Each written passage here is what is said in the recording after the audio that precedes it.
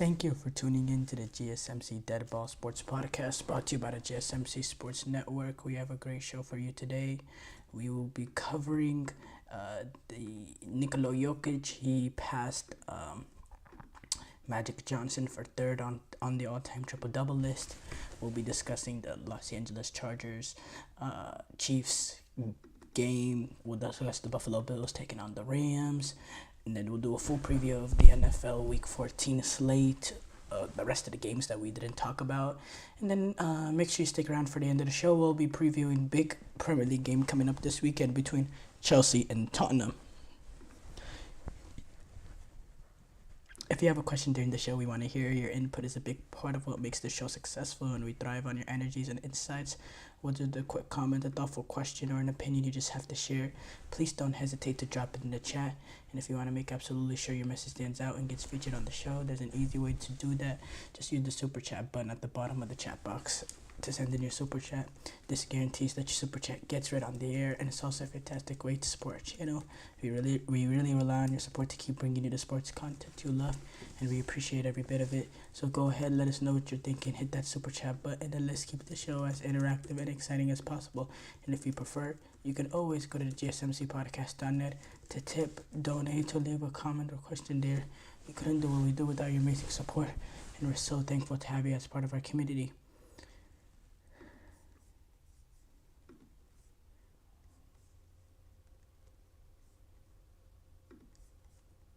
We start off, though, with Nikola Jokic. Nikola Jokic has done something, I have to be honest, quite remarkable the more and more I think about it. He has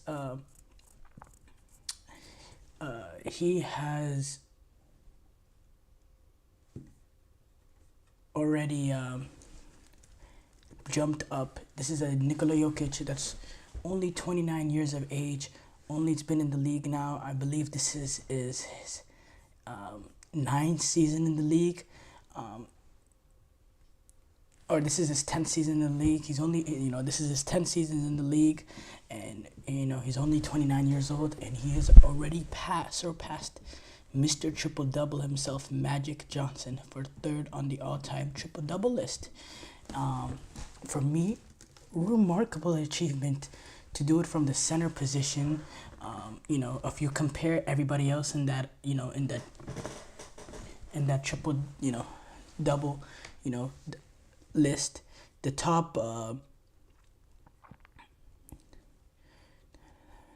in the top 12, there's only one other center that is in that list, and that is Will Chamberlain, who was his version of a stat machine in that era.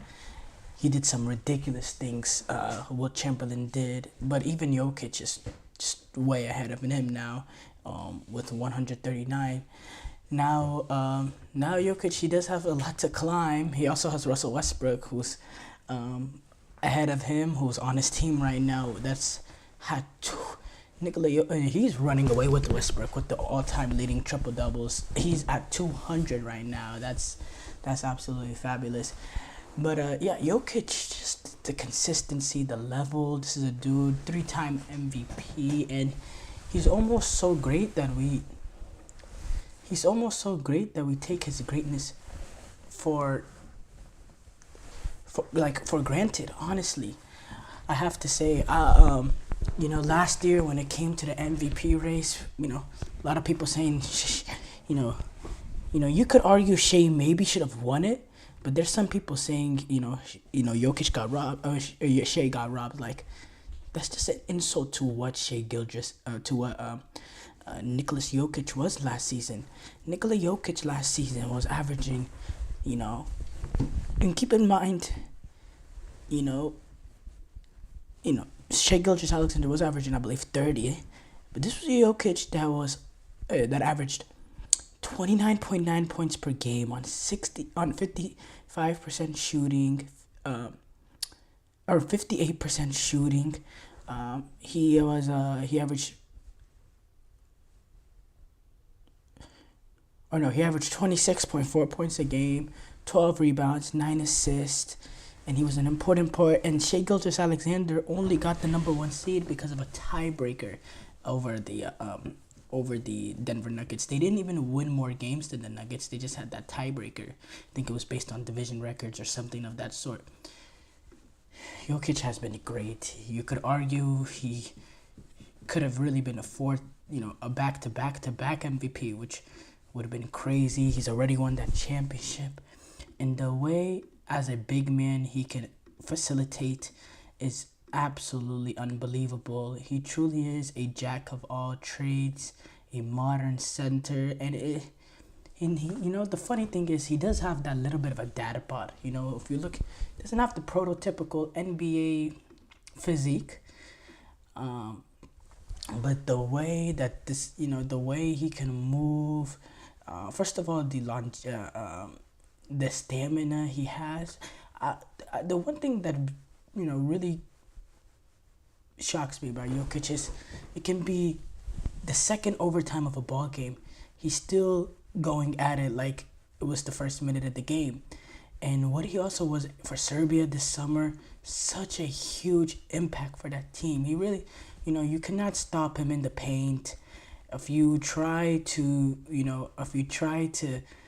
blitz him, he has the vision to find the open man every single time. If you leave him one-on-one, well, he's absolutely cooking any big man that you try to put on him. Forget Anthony Davis, forget Embiid, Adebayo, it doesn't matter. He will, he's a mismatch for any big. He's a mismatch for any big. He has, he can stretch the floor as well. He has a very comfortable mid-range. He can occasionally hit the three. He's shooting ridiculous 50% this season from three-point line, which is a ridiculous number. He's been really good from three-point line this season. But even in his career, he's a 35% three-point shooter. He's never dropped below 30%. His lowest career year as a shooter was 2018-19 season where he shot 30%. He's not, there's nothing that he cannot do. And the way he can play make from that position, he really is. And the play style is not similar. But Larry Bird is a good example because Larry Bird was one hell of a playmaker. Larry Bird, that's why he's also on this list with 59 triple-doubles as well. And, Jokic getting this at age 29 is just unbelievable because he's not the freakish athletic nature that LeBron, that Magic Johnson, that Oscar Robertson, that Russell Westbrook was. I've always looked at triple-double as an athleticism statistic because it requires a lot of... it's a combination of, obviously, athleticism and skill, don't get me wrong, but the stamina, the endurance, the physicality that it requires to go up, especially as a guard, to go get 10 rebounds. You have to have the brilliant ability to play make as well to get 10 assists. And then you have to be a good player yourself and be able to get a bucket on your own. Doing all those three things at that high of a level takes a lot of energy. And usually it's the high motor athletes like a Russell Westbrook, like Oscar Robertson, like a LeBron James, like a Magic Johnson that are able to get stats like that. Jason Kidd, he's up there, with 107 triple-doubles, but Jason Kidd triple-doubles is, it's like a 15, 10, and 10 sometimes. Not the most impressive. They're still triple-doubles, don't get me wrong. But what Jokic does, these are impressive triple-doubles in which defenders just don't know how to play him. Should we double? If we double, he's going to find the open man. We leave him one-on-one. He's going to give hell to whoever's guarding him. What do we do? How do we limit Jokic? And it's a question that, again, his opponents have not been able to figure out because, you could argue he should have won 4 straight MVPs and he's on the verge for another one. I think he's been absolutely ridiculously good this season. Now the Denver Nuggets are sitting in the 8th seed right now because they've struggled in their first quarter of this season. They started off really, really bad. Lately, they've turned it around a little bit, but they turned it around for a bit in the middle, but now they're starting to drop games again. They lost to the Cap. They've lost two of the last three of the last five. So that's something that they'll, if Jokic wants to make, he wants to get that 4 out of 5, he'll definitely have to, get higher up in the standings. But yeah, he's just an absolutely brilliant player. I can't give him enough as a flowers. He has the championship that he's also deserved, and I look forward to seeing him continue to blossom in his career. Short break here coming up. When we come back, we will preview the Los Angeles Chargers taking on the Kansas City Chiefs. I feel like I'm losing my mind. Is everybody in the world blind? Please, Lord, give me a sign, a sign.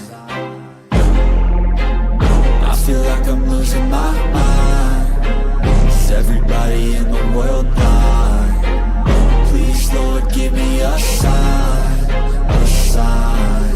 I wanna be the greatest. Everybody on the fake shit. I look around and feel like everybody is the fakest. I make this every day and I'm impatient, hoping one day I blow up from the basement. Statement, the top is so vacant. I don't hear shit that I think is amazing. Waiting for my day when I'm playing sold out shows for 1,000 faces. Hey, give me that crown, get in my way and to be put down. It ain't your place, all this my town. If I want that shit, then I'll get it right now. I'm losing it, the noose it fits. I'm losing shit, a stupid myth. You choose to live or choose to dip. You choose to fight or lose your grip and lose a gift. I feel like I'm losing my mind. Is everybody in the world blind?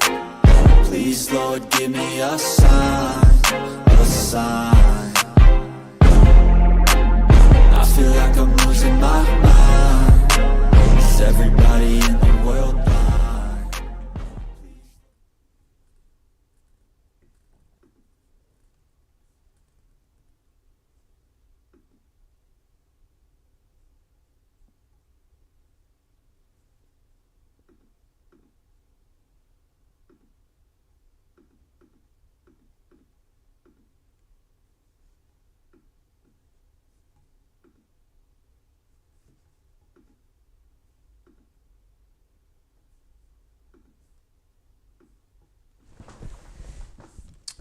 Before the break, we discussed Nikola Jokic passing Magic Johnson for third on the triple-double list. We move on to discuss the Los Angeles Chargers taking on the Kansas City Chiefs. So the Los Angeles Chargers are taking on the Kansas City Chiefs this Sunday. My opinion, I have to be honest, for Week 14 slate, not the most exciting set of fixtures. I think I'm looking at a lot of these games, and I pretty much see a clear favorite in all of these games. Talking about the games that matter, you have some tight ones like the Bengals going up against the Cowboys, but that's two teams we don't expect to be in the playoffs. Apart from that, I think all the games that have the legitimate contenders to be in the playoffs, we have pretty clear favorites. Maybe the 49ers Bears could be interesting, but the Chargers Chiefs is a good one. Sunday night as well. Go back early into the season, we had a little bit of a dull fest with that Chiefs Kansas City the Kansas City and LA Chargers game. We had a defensive showdown.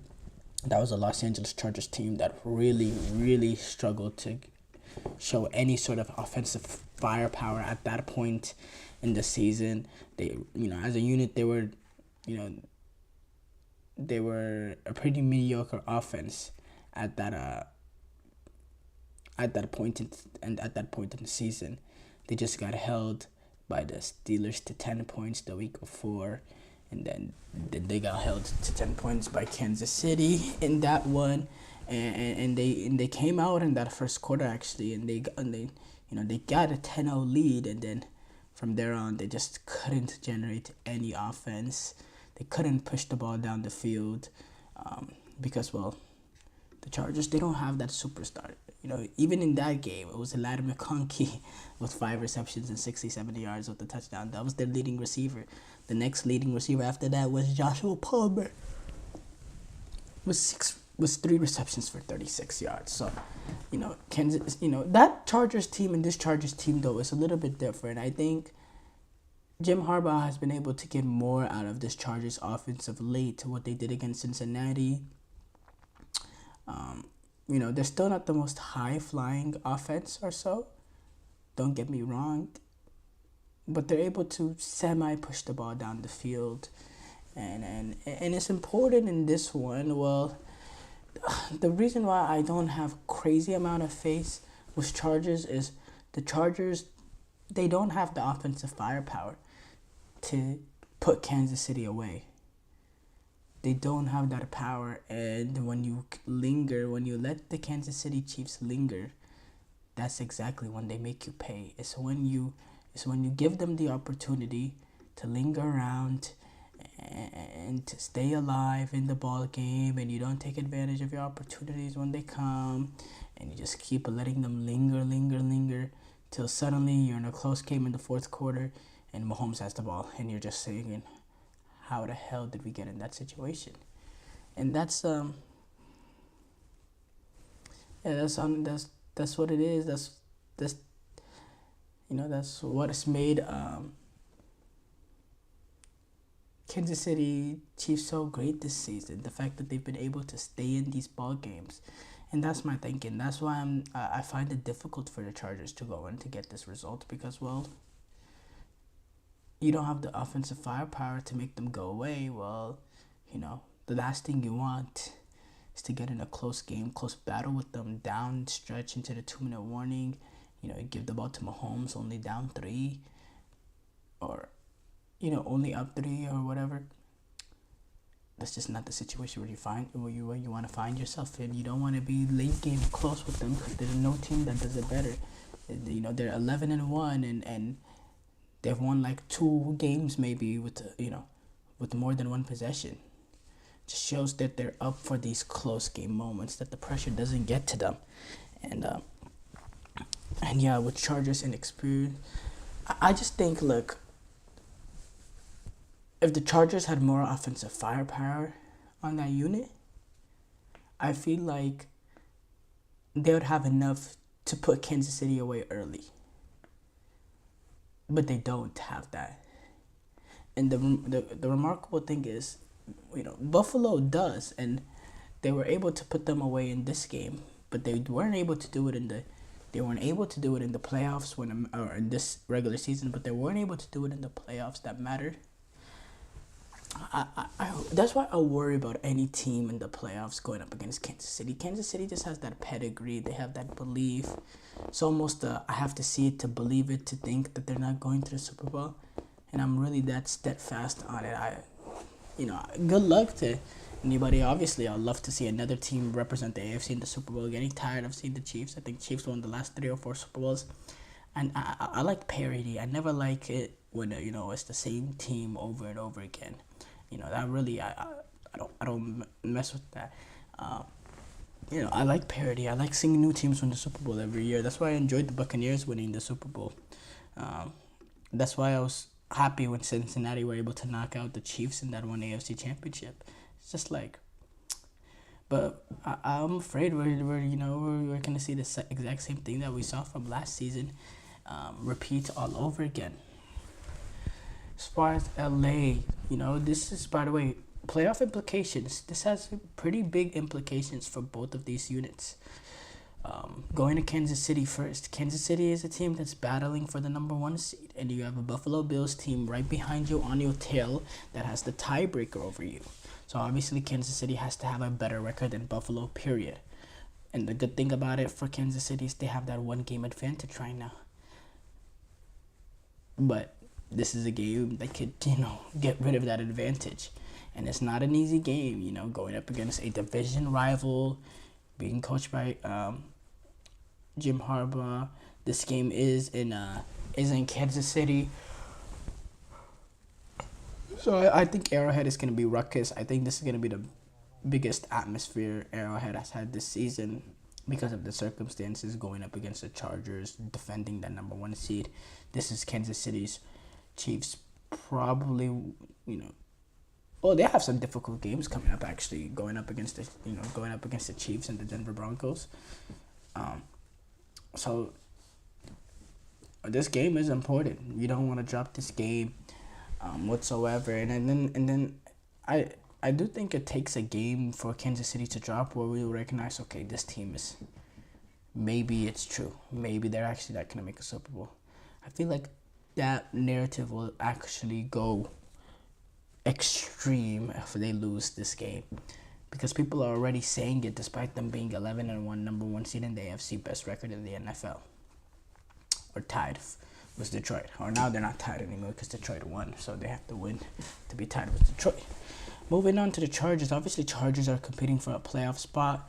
They're in that battle with, in that 6 to 7 seed race.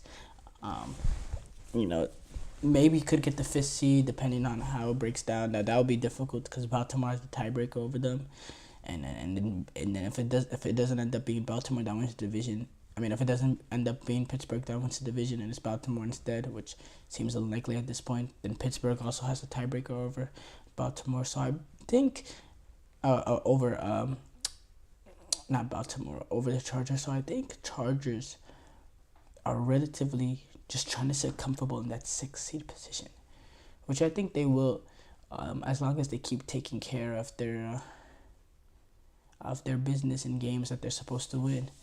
Huge one with them going up against the Broncos. A Broncos team that's also on their tail. You don't want to allow Broncos to get, because Chargers beat Broncos earlier, but then you're eliminating your tiebreaker if you let Denver wins that one. So I think we have some big games coming up in all facets, and I'm looking forward to it. But yeah, for me, I have to say I'm favoring 1,000% unequivocally Kansas City, because I think the fact that Chargers offense is just not explosive enough, will not generate enough points, that will be more enough to keep Kansas City in it late in a close ball game in which I trust the ball in Patrick Mahomes' hands more than I trust the ball in most quarterbacks in the league, but also definitely Justin Herbert's hands. So yeah, short break here coming up. When we come back, we will preview the Bills taking on the Rams. Looking for your daily fix of sports talk without having to pay for it? GSMC Sports Network is available on YouTube. Just search GSMC Sports Network. Get your fix of daily sports talk shows on YouTube, absolutely free. NFL, college football, NBA, MLB, MMA, UFC, fantasy football, and so much more. GSMC Sports Network has shows running all day long, with new sports shows starting every 2 hours. Just like on your favorite cable sports channel, except GSMC Sports Network is absolutely free. Just search GSMC Sports Network on YouTube to catch one of your new favorite shows, like the GSMC College Football Podcast, Chip Shot Football Podcast, Hoops and Heels Women's Sports Podcast, GSMC Basketball Podcast, and so many more. Check it out for yourself. GSMC Sports Network, now available on YouTube absolutely free. Search GSMC Sports Network on YouTube right now.